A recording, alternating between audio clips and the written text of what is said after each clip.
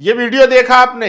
ये वीडियो है संभल का। संभल की जामा मस्जिद को हरिहर मंदिर बताकर उसका जल अभिषेक करने जा रहे थे। वो तो भला हो पुलिस का कि उन्होंने बैरिकेड लगाकर इनको रोकने का काम किया है, सोचिए। लेकिन सवाल उठता है कि आखिर इन लोगों के खिलाफ कार्रवाई क्यों नहीं होती है? आखिर कौन इनको खुली छूट दे रहा है? आखिर इनकी इतनी हिम्मत कहां से होती है कि ये किसी भी मस्जिद के सामने जाकर इस तरीके से जल अभिषेक चढ़ाने का काम करते हैं? सोचिए। और ये पहला मामला नहीं है, इससे पहले भी कई जगह पर यह घटनाएं घट चुकी है, लेकिन कार्रवाई नहीं होती है। सोचिए, इनको छोड़ दिया जाता है और किसकी सह पर यह हो रहा है, सबसे बड़ा सवाल यही है।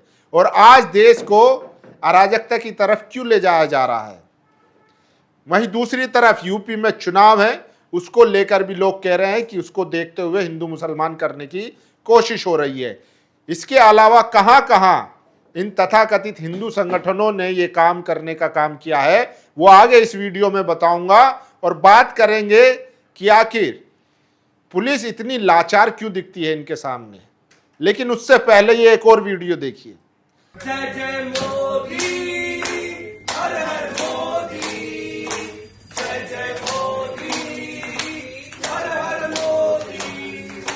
आज दिल्ली के प्रेस क्लब ऑफ इंडिया में एक प्रोग्राम हुआ जिसमें मोदी चालीसा पढ़ा गया। मतलब मोदी जी को भगवान बनाकर उनके लिए चालीसा पढ़ा जा रहा है। सोचिए, अब किसी की भावना आहत नहीं होगी, अब कोई सड़कों पर नहीं आएगा, अब कोई गिरफ्तारी की मांग नहीं करेगा, अब कोई इन्हें धमकी देने का काम नहीं करेगा।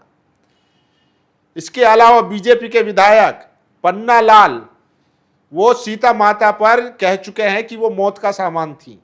सोचिए, मतलब इस तरीके से बयानबाजी हो रही है, लेकिन मजाल है इनके खिलाफ कोई कार्रवाई हो।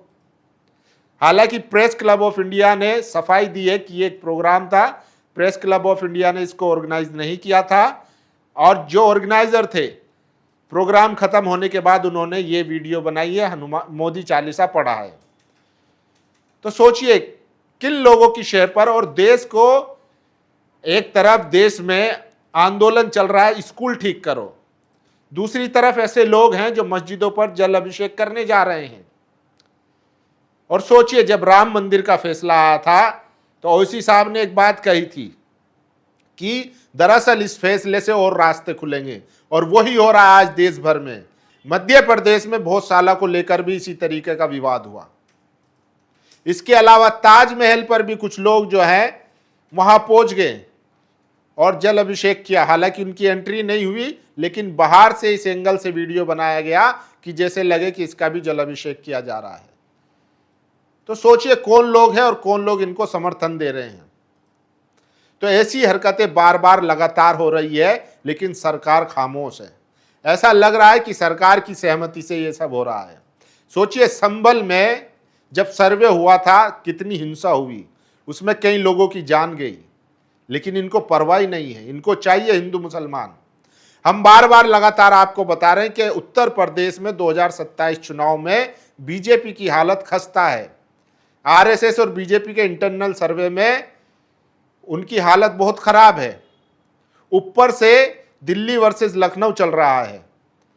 ऐसे में कोशिश है कि किसी भी तरीके से हिंदू मुसलमान करके पूरे चुनाव को प्रभावित किया जाए। एक दंगा और पूरी बीजेपी की सरकार बनना तय है। सोचिए, वहीं दूसरी तरफ, क्योंकि शिक्षा पर इनके पास जवाब नहीं है। कल जो है उत्तर प्रदेश के मुख्यमंत्री योगी आदित्यनाथ साहब कह रहे थे कि जो लोग स्कूलों में जाकर वीडियो बना रहे हैं वो उत्तर प्रदेश में आए, और हमने कायाकल्प के नाम पर स्कीम के तहत तमाम स्कूलों को बदलने का काम किया है, छात्राओं को तमाम सुविधाएं देने का काम किया है। लेकिन आज वहां पर यूट्यूबरों की स्कूल में एंट्री बंद कर दी है, फोटोग्राफी वीडियोग्राफी पर बैन लगा दिया है, प्रतिबंध लगा दिया है। सोचिए, तो शिक्षा पर इनके पास करने को कुछ है नहीं, जनता को जवाब देने के लिए कुछ है नहीं। लगातार जो अभ्यर्थी हैं वो प्रदर्शन कर रहे हैं। ऐसे मुद्दों को डाइवर्ट करने के लिए इस तरीके के प्रोग्राम आयोजन किए जा रहे हैं। सोचिए क्या जरूरत है। लोगों ने कहा था कि बाबरी मस्जिद पर मुसलमानों को सबर करके ये राम मंदिर के लिए जगह दे देनी चाहिए। वही हुआ, सुप्रीम कोर्ट ने फैसला दिया और मुसलमानों ने माना। लगा लोगों को कि यह मामला खत्म हो जाएगा, लेकिन वहां से ऐसा लग रहा है कि एक शुरुआत थी। उसके बाद आज पूरे देश में इसी तरीके के तमाम हिंदू संगठन जो है ऐसे ही काम कर रहे हैं। वो किसी भी मस्जिद पर, किसी भी मदरसे पर दावा कर देते हैं और उसको मंदिर बताकर वहां पर माहौल खराब करने का काम करते हैं।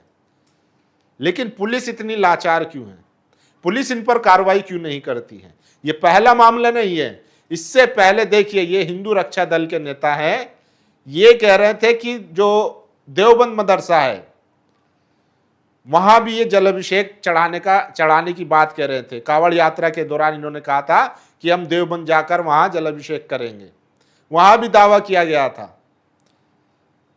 तो सोचिए, बार बार इस तरीके से दावे करना, माहौल खराब करना, और इन लोगों पर कोई कार्रवाई नहीं होती है। समझिए कि ये लोग कानून और संविधान को तो अपने जूते की नोक पर रखते हो, खुलेआम धमकियां देते हैं, खुलेआम चेतावनी देते हैं और वो काम करते भी हैं, लेकिन इनके खिलाफ कोई कार्रवाई नहीं होती है। कार्रवाई होती है तो अगले दिन जमानत मिल जाती है।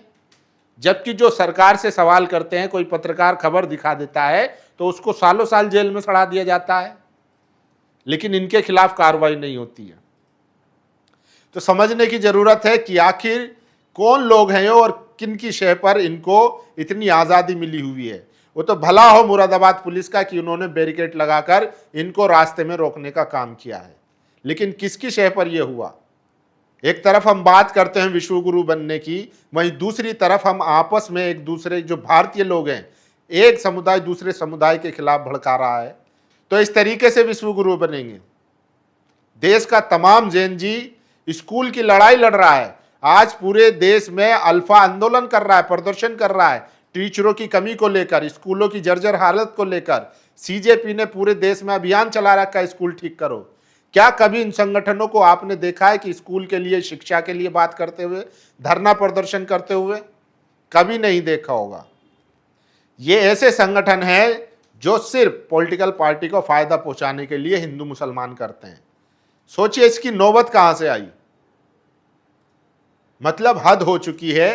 इस देश में कानून बना हुआ है, वर्शिप एक्ट, उसका भी कोई पासो लिहाज नहीं है, उसको भी ताक पर रख दिया गया है, जिसमें कहा गया था कि जो आज़ादी के बाद जो भी धार्मिक स्थल है, मंदिर हो, मस्जिद हो, चर्च हो, कुछ भी हो, जो ऐतिहासिक है, उसका जो स्ट्रक्चर है वैसा ही रहेगा।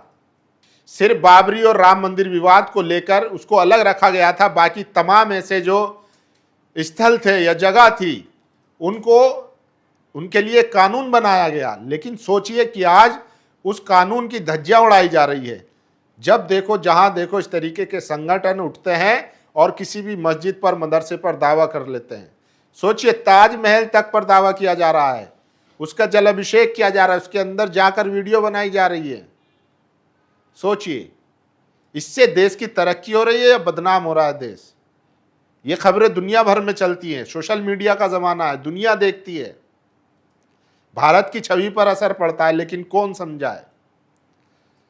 सिर्फ राजनीतिक फायदे के लिए इस तरीके से देश को तोड़ने का काम किया जा रहा है। तो ये चीजें समझने की जरूरत है। वहीं आज प्रेस क्लब में जो हुआ, उससे आप अंदाजा लगा सकते हैं कि इस देश में मतलब अंधभक्ति की भी एक सीमा होती है। मोदी चालीसा पढ़ दिया गया है। सोचिए, ध्रुव राठी ने लिखा है कि उन लोगों ने अपना एक नया भगवान बना के नया धर्म बना लिया है। लोग कह रहे हैं ये तो हिंदुइज्म नहीं है, ये हिंदू नहीं है। सोचिए, तो देश में एक ऐसी फौज तैयार की जा रही है जो सिर्फ धर्म के नाम पर लड़ाने का काम करे, देश में अनरेस्ट पैदा करे, अल्पसंख्यकों पर हमले करें। एक ऐसी फौज तैयार की जा रही है। इसीलिए विदेशों में डंका बज रहा है। आरएसएस को बैन करने की मांग हो रही है। आरएसएस, बजरंग दल, वीएचपी, इन तमाम संगठनों पर सवाल उठाए जा रहे हैं। सोचिए, तो इससे देश बदनाम हुआ या विश्व गुरु बना? सोचिएगा जरूर, अपनी राय जरूर दीजिए। शुक्रिया। नेशनल दस्तक की आपसे गुजारिश है कि अगर इसको बचाना चाहते हैं तो नेशनल दस्तक को सब्सक्राइब करने के लिए रेड कलर के सब्सक्राइब बटन को दबाएं, फिर बेल आइकन की घंटी दबाएं, नेशनल दस्तक को बचाने के लिए बहुत जरूरी है कि हर खबर को शेयर करें, लाइक करें, कमेंट जरूर करें।